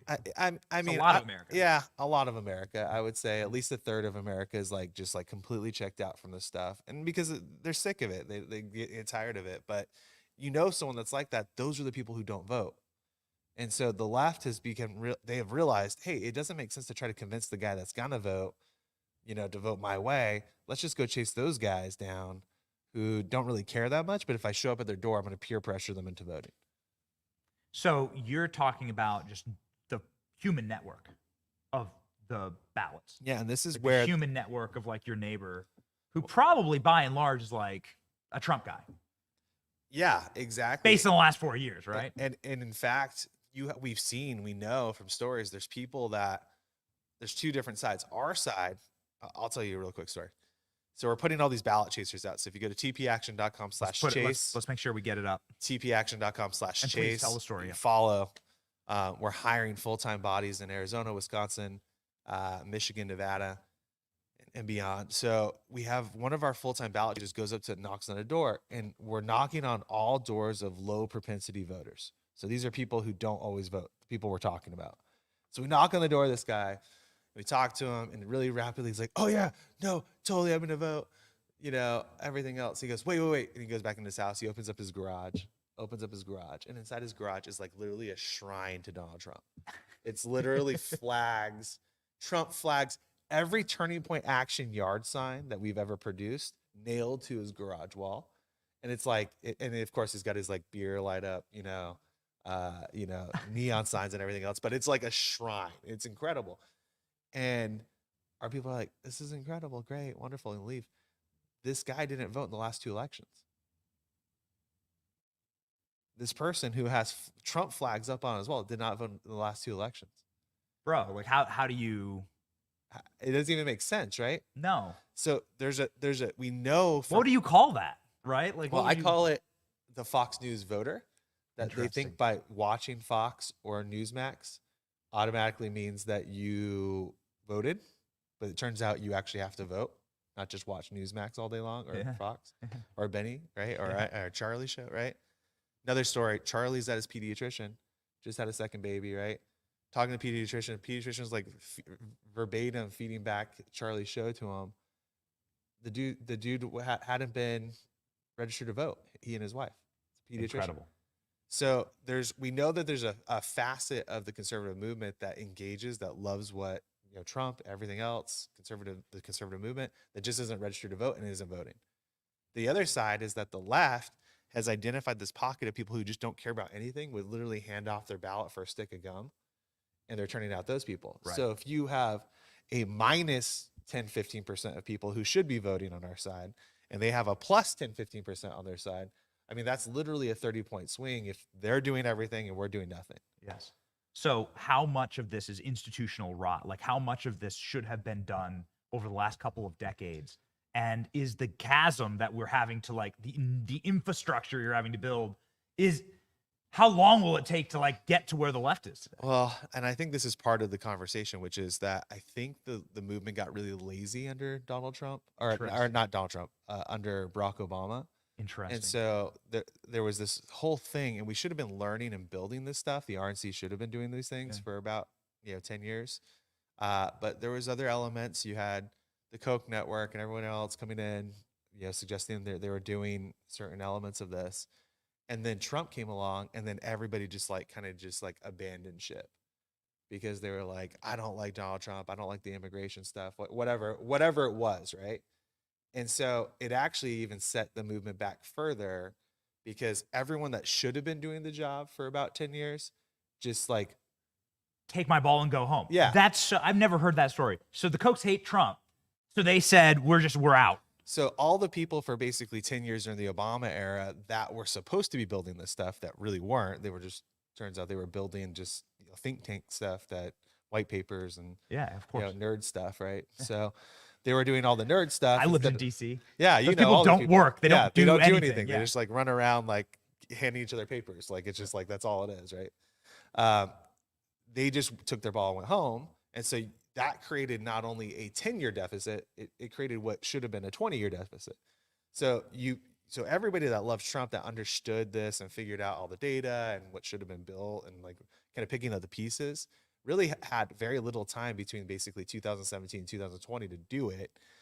And I think the elements of the RNC tried to do it, but they just didn't have nearly enough time. Yeah. So you're at the RNC, you're chairman, you're a committeeman at the RNC. So now you've gotten the chairman on your side, right? Laura Trump's sounding off yesterday about voter integrity. First time in RNC history there's been a voter integrity wing, like inside of the RNC leadership, which is mind-boggling. Well, that's Michael a whole Watley other just story. talked about it for 15 minutes. So this is, now it's working. Yep. What needs to happen? So we just got to keep on keeping on, right? But the bigger picture of this is that the left figured this out, 25 years ago, and they built all the infrastructure outside the DNC because they realized that this is the problem, right? Which is that you can't rely on the institution to actually manage this because of all the reasons, like take your ball and go home mentality, right? Yeah. And so they're in a good spot because no matter what happens with the DNC, no matter who gets nominated for anything, it still exists and it will in perpetuity. Our side is, still figuring out how to build that stuff. That's where we come in, and we've said, hey, we shouldn't be the only ones. Turning Point Action is doing this work, and we're committed to it, but there should be 50 other organizations like the left has. The left has it easy because they have unions and everything else that have structured these things, but they're struggling because there's so many people in the minority communities that are going, wait, commie policies don't really make sense for me. And unions in particular, a lot of people don't know this, is the history of like the USSR, which I advocate for everyone to study. Vladimir Lenin hated the unions. Why did Vladimir Lenin hate the unions? Because it turns out that, when the government wants to control everything, unions get kind of in the way. So now you have all the union guys are going, wait, why am I doing this? So this is the maximal time for us right now as conservatives to say, we're going to build everything that we need to build in order to win. But we have to keep on, and we have to keep the RNC on the right track, because you're right. Michael and Laura have been great, but whoever takes over that leadership mantle in January has to keep doing that, because we can't go backwards. If we do, we will lose. So do you believe that this is something that, and you're a numbers crunching guy, is there really like 30 to 40% of the country that is just okay with them swapping out the candidate? Nobody voted for, like, it's just lobotomized. It's just like, I will accept the programming, chip in the brain, NPC. Like, do we really live in a country like that? Well, you lived in DC at the beginning of COVID. So, I mean, great point, sir. So, but those are the numbers, right? Which is the numbers are basically, think about an election, a presidential election, about 70% turnout is pretty normal. So 30% of registered voters don't show up in a lot of places, right? So so your numbers are about right? Which is about a third of the country, so to speak, doesn't have really any interest in what's going on. And so if a third of the country, or a third of any room says, I'm okay with this, that's influential, right? Like, they're just, and then now imagine if George Soros funds an entire army of people to, like, bring all those people together in one place and then put someone in front of, that's how you take over countries, right? And that's like what Vladimir Lenin did, to go back to the USSR. Like, everybody was gone, and he took over in the middle of the night while everybody was trying to fight World War I, and it looked like he was right, because he was the only guy in the room that had got everybody together. And that's what Marxists do. That's what commies do. That's what they do. This is like this entire week of the DNC. That's what they're doing. They're putting everybody together in a room to say, this is what everybody believes. But it's just a very small, even arguably minority of the country that is just, kind of pulling the wool over the eyes of the entire American populace. They got people busting down their gates. I mean, not even their own people, not even their own base. That's arguably the activist base. Yep. Believe what the DNC is selling. So it's a bit of a nightmare. It's literally, they're protesting fervently outside. Way larger. I mean, there were like no protests in Milwaukee for the RNC. There was nothing. There was nothing. Yeah. There was nothing in Milwaukee, downtown Milwaukee, which is a Democrat city. The RNC was there. It was like pretty chill. They have literally protesters everywhere around us right now. So this has got to be, and I don't check these lists, but I check the billionaire list. I'm like, okay, hold on. There's the billionaire list. Where's Trump on it? Trump, jumped up above George Soros, I think, on the list for a little bit. And then I realized that George Soros, for all the damage and all the boogeymanning that he does, is like very low on the billionaires list, actually. Is like in like the 300s. Yep. And there are all of these right-wing billionaires that I actually noticed on that list that are way richer than George Soros by orders of magnitude. And this guy's done so much damage. And you've met Yes, that's right. So my question to you is about like the future, right? Because you and I are still relatively young. Yeah. Like, how do you build something to compete with what the left has into the future? And as you do that, please talk about Turning Point Action and how people can help out this election. Yeah, and let's go up with the assets, boys. So that's a perfect transition. So, I mean, it's really simple. Like, our donor class has to learn what the heck is going on with the left. Yeah. The way that Soros and co. and so many others, there's a handful of other billionaires on the left, they've just been able to maximize every dollar that they've built. And so that's the outside infrastructure. At Turning Point Action, we actually train donors to what we call the Arabella and Democracy Alliance model. We show them, I have one slide that I show donors, and it just they're like, oh my gosh, I never really realized that was how it worked. I've just been giving all my money to Mitch McConnell this whole time, right? And they realize that it clicks, and they go, maybe I shouldn't have been giving my entire fortune to Karl Rove and Mitch McConnell this entire time. And again, that's just what's been going on, right? And so when you build an outside infrastructure that actually can continue on in perpetuity, and it doesn't matter if AOC is the hot topic or Mitch McConnell is the hot topic. It doesn't matter. You just don't trust these people, right? You go, we're going to build to get votes out no matter who wins a primary, and then you win. And so, that's ballot chasing. That's registering voters. That is having the lawfare piece that's in place.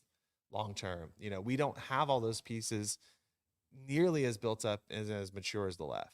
So at Turning Point Action, that's what we're doing. We've built a large ballot chasing army, but we shouldn't be the only ones. And people can get involved now. We're bringing thousands of people to Arizona, Wisconsin, thousands. We're buying out entire hotels. We're bringing thousands. I want to not just win in Arizona.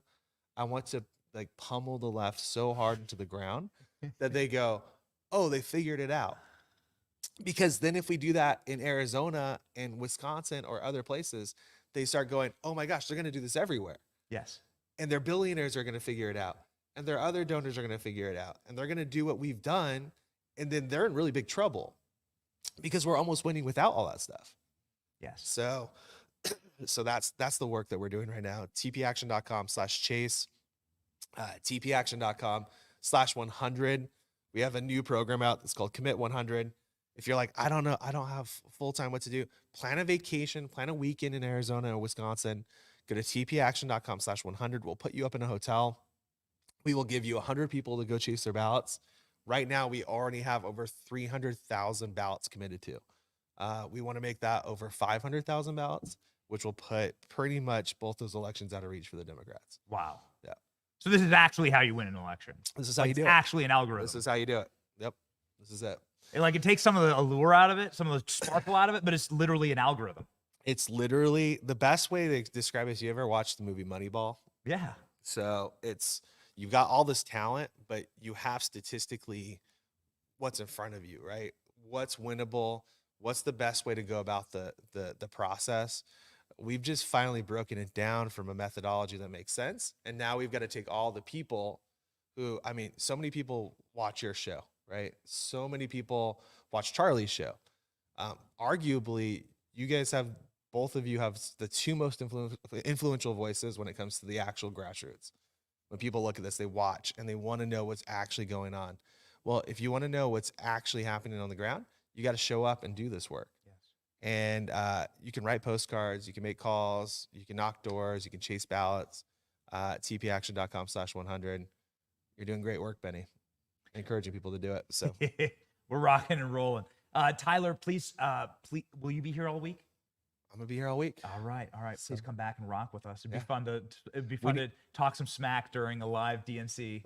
Everybody go to Turning Point Action. We need to do some live streams this week. Yes. They're at night because it's going bonkers. I mean, you saw the numbers. People are like foaming at the mouth for this. Yeah. The commentary. So yeah, it's amazing. We're the only ones here, and thanks to Turning Point Action, our partners. Yeah, yes, you're doing great. Actually saving the country. Tyler Boyer, can you shout out your handles real fast to follow? You can just follow me at Tyler Boyer. Catch me on Charlie's show all the time. We do Thought Crime every week with Charlie and Jack. So that's where I'm heading to now. So all right, we'll rock and roll. But thanks, Benny. Rock and roll. Let's do it. See you, Tyler. Later, homie. All right. That's how you win, baby. That's how you actually win. Okay, how do we actually win? We're out in the field. We got Nick and Savannah here. Ladies and gentlemen, we got maybe the best way to describe it is the on-the-ground armed forces for the freedom movement who are like telling true stories in places that I'm too scared to go. So we have Savannah Hernandez, also of Turning Point Action. Yep. And Frontlines TPUSA as well. That's our on-the-ground faction there, where we've been getting a lot of that riot footage that you guys are seeing, right? The what did you call it? The de-insurrection? I'm working on it. Okay, we're workshopping it. De-insurrection. Yeah. De-insurrection. Yes, This is you filming. Yep, that was me filming yesterday. It was funny because I was running back and forth between the main entrance of the DNC, where I was confronting Don Lemon, and then I was running back over to the protesters, and they were bringing down the walls, which is okay.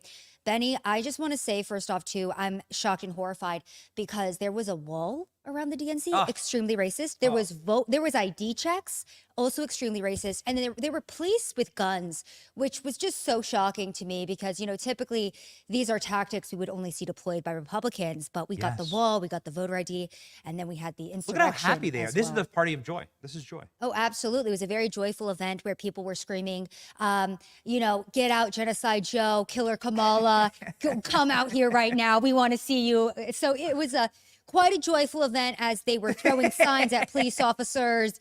And, you know, you had the riot police come in and having to really calm the crowd down. Nick, what's up? Shout out your channel, man. Thank you.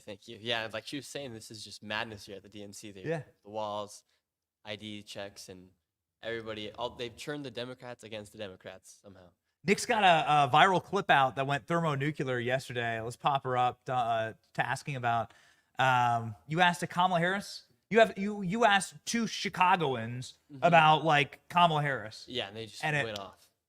It spun up. Let's go, boys. Oh, we don't have it yet. Okay, all right. Well, got it? You're doing great work. Thank you. I appreciate Have people been happy and friendly to you here? You get a mix. You ask them what they think about Kamala Harris, and they're all happy. Then you ask them, like, well, what has she done? And they just unravel on you, and they freak out. You've experienced the same thing? Yeah, it's the simplest question ever. Here we go. Office, it will be done. It'll be cool to see a female black, you know, she's half black, not fully black, but it'll be cool to see a black president, Western Indian. female black president, but I'm definitely voting for Trump. Let me tell you something. She tries to get the black vote. Because if you look at her past things, and maybe 10, 15 years ago, when she's in interviews, she identifies as West Indian. The only way that she's identified as African American is right now. Doing right now. Because she wants the voters. But she doesn't give a fuck. Because where was she at in these past 4 years and she's vice president? What has she done for us? She have not Can done you say shit. one thing that I she's didn't even done? know she was the vice president. Can we say what she has done? Let's go, Trump. And I am going to stand on Trump, and I'm so sorry if that may ruffle people's feathers, but I have done my own research, and Trump has done a lot for us, more than what the media tries to portray. They're getting all our favorite rappers. They're having Megan Thee Stallion twerk. So, I mean, my favorite part about these is, like, Savannah, you're also in some of these clips. Like, it's like you're both looking at the camera like, I can't believe this is actually happening. Yeah, you must find yourself in that situation multiple times a day. Yeah, you know, it's really funny because okay, Benny, as we all know, the energy surrounding Trump is so organic, right? I actually uncovered this story last week about Voto Latino trying to pay former Trump supporters $1,000 to come out in support of Kamala Harris. They already took the ads down because it was so embarrassing that they got exposed. But it's like, Benny, would you ever have to pay a Trump supporter $1,000 to come out and make a video in support of Trump? Or would you have to pay a former Kamala or Biden supporter to come out in support of Trump?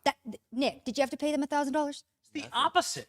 You got that clip People for free? pay $1,000 to get Trump sneakers. Yeah, exactly. Yeah. It's such an organic energy, which we don't typically see from, again, if you try to reverse it, it's not organic at all.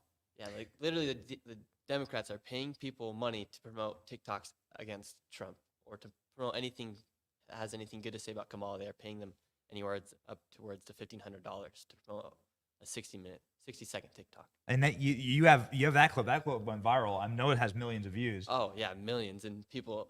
And they actually messaged me saying that, like, we don't know what happened because now everybody's recognizing us here in our neighborhood.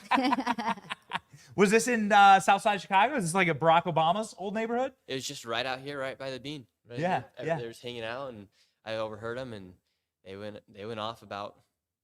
They're pissed off about Megan Thee Stallion twerking, trying to get votes for the black community. So, what has been the most interesting thing you've seen at the DNC so far, Savannah? Maybe Don Lemon. I actually asked him. Right. Okay, so I went and I saw Don Lemon and I was like, Don, what do you think about the fact that Kamala was not democratically elected? And he corrected my pronunciation of her name because apparently I say it wrong. And he's more concerned with correcting that than the fact that she wasn't democratically elected. He told me, well, I am a part of the media, so I don't want to give my opinion. And I was like, Don, you got jokes here because you gave your opinion a lot on CNN. So he didn't want to give his opinion. That was probably one of the funniest things. And then again, too, one of the most shocking is, of course, those protesters that were just straight up taking down metal barriers and climbing on top of them and screaming against Killer Kamala. This is what they've nicknamed her, Killer Kamala and Genocide Joe. Yes. Commie Kamala. Yeah. But we talked with communists and they were like, no, we don't claim her. We don't claim Kamala Harris. Nobody likes Here we Kamala. go. We got Don Lemon here. Let's get some audio. It's mental decline for a long time. What are your thoughts on that? It's very nice to meet you. That's my thoughts. No thoughts on Joe Biden being pushed out for Kamala? No, I don't. No Nothing? thoughts. But thank you. But our name is Kamala, by the way. Okay. I mean, What don't you is think that? it's an issue that the American people didn't democratically elect Kamala Harris? You'd have to ask some. Why don't you ask a voter? A voter? Yeah. Aren't you a voter, Dawn? I'm a member of the press, and I don't want to give my opinion. So. Not really. You don't want to give your opinion? You did a lot on CNN. Thank you. But it's nice to meet you. You have a great day. What's your name? Savannah. Savannah. It's a real pleasure to meet you. Are you having a great time here? I'm having a great time, Dawn, but I want to Our know. democracy. I want to is know like from the really- Democrat Party, how they feel about Joe Biden's mental decline and that the media covered it up for so long. I think that we should tell the truth to the American people. So I'm just wondering, No, nothing. Watch the end here, What do you guys think? Yeah, mental decline, Trump. Trump has the mental decline. Not Joe Biden. Yeah, who no, was not pushed Joe out by Biden. his No, own not party Joe and is Biden. replaced Bye. by Kamala Harris. Okay, thanks, guys. So that was the main entrance to the DNC yesterday. That was a lot of fun, Benny. It was a lot of fun. So what is it that a lot of people wouldn't have the chutzpah to just walk up to Don Lemon and just spit fire like that. You know what, Benny? I have a personal. Were you born chip this way, on- Savannah? No, You were I born don't with like when Americans get lied to by the same media that is supposed to be telling us the truth. Remember at the RNC, we got CNN, we got MSNBC, Kristen Welkner, and we were asking, I got all of them. We now got Don Lemon as well, and I'm making it my life mission to find every media member who was tasked with telling the American people the truth, refused to do it, and I'm going to hold them responsible because it's an atrocity, right? I, as a media member, and you too, Benny, I'm sure, feel a great honor and responsibility to tell people the truth. And the fact that these people are backed by billions of dollars and are lying to us and spreading media propaganda. Okay, we're going to hold your feet to the fire. The truth will set you free. Absolutely. This is what is amazing. Nick, your channel's blowing up, and everybody needs to follow Nick and Savannah. But your channel's blowing up just because you do what the media should be doing. Yeah, you just ask the people questions and you let them. You literally ask one question and then you let them share whatever they want to share. Yeah. And people, I've seen that people are just so excited and they love just hearing what people are actually saying and not somebody that they picked out from the media. They're like, oh, okay, let's go pick out this person. They'll probably say this, that, but just talking to everybody. Nick, so you're not feeding them talking points. Yeah. That's how they actually feel. That's how the American people actually feel. That's how they That's crazy. That's I think they're actually scared to do that. I think that the corporate press is actually scared to just hit the streets, hit the bricks, and talk to people, ask them what they really think because they're worried about the answer. Yesterday, somebody in the media was at the protest they had on, and they had a press badge with a bulletproof vest on. There's not no one's getting shot there, but the media, they portray everything like it's so much crazier, so dangerous. Yeah. They literally had a press badge with a bulletproof vest on. Did you see Don Lemon's man on the street that he did? I did see that. Yeah, a lot of people saw that. It went pretty big. And we Yeah. went to Atlantic City, right? Yep. He was in New Jersey, and he was Yeah. trying to find some Kamala supporters, and he couldn't find them. Where were they? I don't know. Where are all of these Kamala supporters outside of the DNC where they're paid to be? Which again, it's we know a lot of people were brought out here hey, come to the DNC, come to promote it. You'll get a lot of free stuff. We'll bring you out here for free. And it's okay, that's interesting. I don't think we saw the same thing with the RNC. By the way, too, Benny, the DNC, so unorganized. You had people waiting in long lines yesterday to get in. And I'm not sure if it's such an unorganized event right now. And I am seeing from some people, media members on the inside that it is so unorganized, but the RNC was not like this. No, it was. I mean, it was crisp. Were you at the RNC as well? I was not. Okay, it was clean. It was a clean run show. Yeah. The DNC is kind of a mess. Again, you have the protesters on the outside that are just straight up putting fear into the hearts of these Democrats and calling for them to come out and face them, and they won't. And then you also have these long lines. It's super unorganized. Benny, did you see this Politico headline yesterday? That the Democrats arrived in Chicago lacking drama. They're unified, they're disciplined, they're organized. Yes. This came out of Politico yesterday, and I'm where? Because there's a war in the streets against the Democrats. Their event is unorganized, and their messaging, what is the messaging right now? What's the policy? Have you found anybody that can alliterate why they support Kamala Harris? No, literally everyone says because she was an attorney general, she was vice president, and because she's a woman and she's black. I can't find any other, besides those 4 points, I have not received any other response. Being a black woman is all you need nowadays, Benny. So, that's where we're at right now. We keep asking. Nobody has anything. I know. But you know what the next big question is? And, anybody who does man of the street work, we need to be asking Democrats specifically, what is Project 2025 and why is it so scary? Yeah. I think that's the next angle we all need to take. I look forward to that. And why do they keep talking about Project 2025 if Trump said he has nothing to do with it? They're projecting it on this building. We're inside Trump Tower. They're like projecting it up on the building. And the best part about Project 2025, though, is that they don't even know why it's scary. I guarantee you walk up to any DNC member and they're going to be like, you know what? That is a great question that I probably need to look into. Savannah, we asked the question, have you gotten your free vasectomy? To all the men that we could find at the DNC. Uh-huh. And they were going like hotcakes. Let me tell you what. I 100% endorse DNC. 100% endorse DNC policy for me. If you're a communist, please go get your vasectomy right now. Are people actually getting them? I don't know. They said that they have a full schedule on their little bus. You know, Benny, So- that's the clip that I'm trying to get. I need to go find the Planned Parenthood truck, and I want to watch somebody like wobbling out as they're walking out. Like, did you just get your free vasectomy? How did it go? How are you enjoying the DNC? We're getting, you know, free abortions, free vasectomies. Incredible. So your takeaways here in conclusion, what have been like what's the vibe like, right? Like what's the vibe? Because the vibe that's being projected, as you just mentioned, is like, no, trust me, everyone's happy. It's all good. It's joyful. Shut up. It's joyful, right? Like that's the vibe. You saw Joe Biden last night. I assume you were watching. Yeah.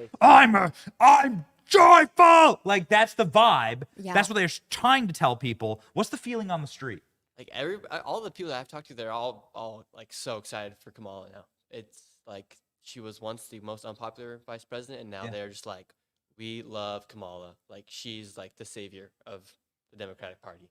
She's like rejuvenated the party. But then you see and you go to the protests and everyone's just like freaking out, calling Kamala all these strange and crazy out words, and but they all seem pretty happy that Kamala is now the person. I don't know what you guys are seeing. So I kind of agree with Nick here. I will say that the vibe on the ground is chaos right now around the protesters, and that Democrats are feeling like, yeah, Kamala's reviving the party. However, the vibe's also like intense propaganda because nobody can explain why they like Kamala outside of, well, she's a woman, she's black, or maybe she's Indian, or maybe she's, you know, whatever race she decides for the day. So I think it's like chaos and extreme propaganda. That's the vibe that I'm getting. Yeah. It is chaos, though. It is like it's chaotic. There's not a single. I know you weren't there, Nick, but there was not a single protester at the RNC. I mean, am I wrong? Like, I'm not trying to like paint a glowy picture. Were there police everywhere at the RNC? There were a lot of police. There were a ton of police. Thousands of police people. Yeah. Like out. There's even more. Was even more at the RNC, but that wouldn't have stopped a protester. There was just no. There was no. You know. You know, Benny, there were protesters at the RNC, but there was like, I'm not joking, about 30 of them. There was about 30 of them. They were a very, very small group, as opposed to, again, the thousands that are here in Union Square Park. They're shutting down streets. They're, again, basically calling for the heads of the Democratic Party. Like, these people are not calm. They're not unified. They're not disciplined. They're extremely violent. And they're actually going to be protesting at the Israeli consulate tomorrow at night at 7 p.m. So I imagine that that's going to get fairly violent. And then they also have another march on Wednesday called Shut Down the DNC.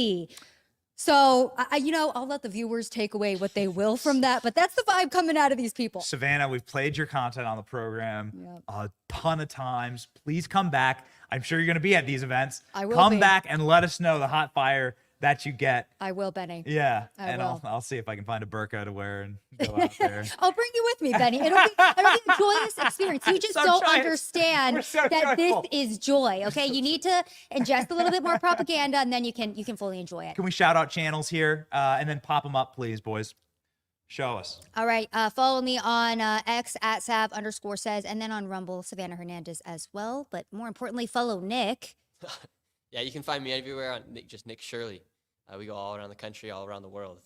And there you are in El Salvador. El Salvador. Wild, man. Nick does awesome work. That's one of my favorites, really. You're That's doing great. crazy. Thank you. You as well. Yeah. I thought this was like the DNC, but Maybe that's where they're all No. going. El Salvador. Oh, okay. Maybe that's where they're all going after they get arrested after breaking down a wall. That's right. Probably happier actually in the El Salvadorian. People probably have higher self-esteem in the El Salvadorian jails than the people at the DNC. Less self-loathing. Thank you so much. All right. Awesome. Thanks, Benny. Thank you, Sav. Come on back. Show us this awesome content. All right, ladies and gentlemen. Whoa, what a rowdy and interesting and wild event that we have been seeing here in Chicago. Also, a rowdy, I guess I got 5-6 guests on the show. Is amazing, and it's awesome doing in studio. We typically do not do in studio shows, so please bear with us. We apologize for the for some of the technical difficulties as we sort of flex our muscles here and learn doing multiple guests in studio and and doing these live broadcasts. It's our absolute pleasure and joy our actual joy to go out into the field, to tell true stories, and to deliver actual truth to you. Last night we had a rowdy and really fun live, and so we do plan on being live for the DNC programming during the evening. We were just talking smack, and so I think we're going to do that every single night of the DNC and bring in new special guests. And so we're out here for you. We're here with our partners, Turning Point Action, and you can go and help them chase ballots and make sure that you are doing that.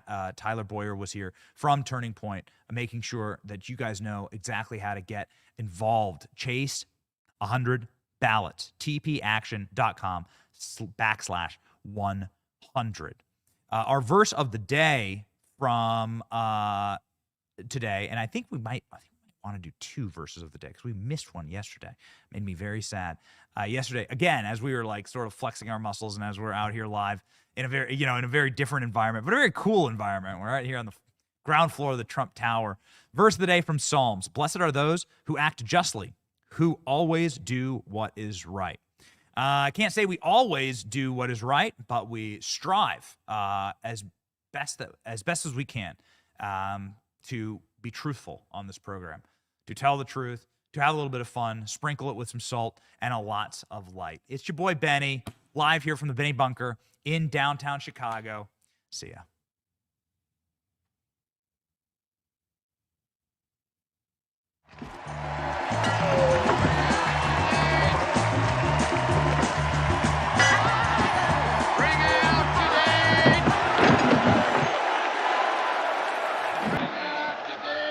One.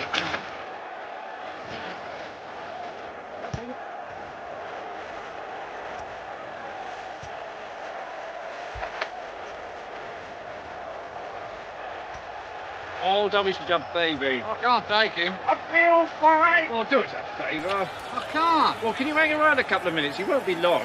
Look. You're happy. Ah, thanks very much. That's all. See you on Thursday. Right. Let me tell you the story I heard from a local state trooper about Joe Biden riding on the Air Force One pooper. His days were numbered, nobody wanted him around, so he took his cash and went out like D.B. Cooper. Run, Joe, run into the Amazon. Take your wife and crackhead son. Maybe one day we find your fortune like F.J.B. Cooper. Join us in the hunt for truth and light. At the Benny Show, targets in sight. Run, Joe, run into the Amazon. Take your wife and crackhead son. Maybe one day we find your fortune like F.J.B. Cooper.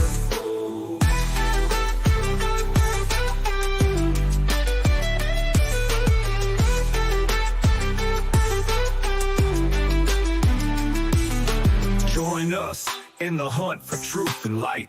At the Benny Show, targets in sight. Run, Joe, run into the Amazon. Take your wife and crackhead son. Maybe one day we find your fortune like F.J.